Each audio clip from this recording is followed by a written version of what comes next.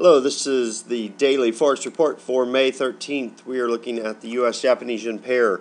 This pair continues to move sideways, did break our inside bar and did close above it. So if you took that scalp yesterday, that was a successful one. We are looking for this pair to continue moving sideways with the bias that is sideways. Look for it to potentially go as high as 94.14, possibly as low as 92.07. Look for some resistance around 93.75 and look for some support around 91.75. Okay, now looking at the Euro-USD pair, this particular pair closed lower during this last session. It didn't quite make it below our support. Did break it, but pulled back and closed above it. Still looking for this to close below our support here at 125.00.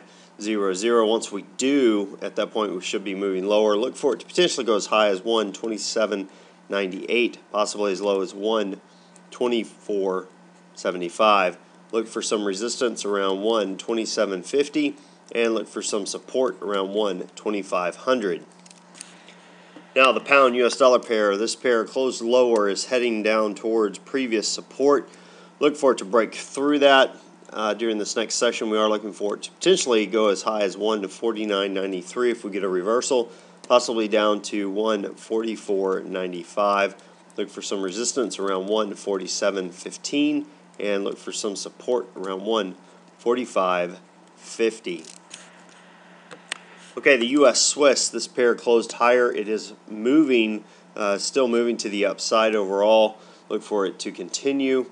We are headed back up towards some previous resistance. Look for it to potentially go as high as 112.49 and possibly as low as 110.29. Look for some resistance around 112.46 and look for some support around 110.25. Now, as far as news announcements go, we do have the U.S. releasing their advanced retail sales for April at 8:30 a.m. Eastern Time tomorrow. Consensus on that is that it has moved lower from 1.6% to 0.5%. So definitely keep an eye on that one. Now, as far as what I'm looking for during this next session, I am looking for the Euro-USD to move lower to break through this area of support. Once it does, I do believe we will be headed even lower. Let me show you exactly what I'm looking for. You got to back out a ways on your chart. And let me just draw some lines here. We still have, if you zoom in on previous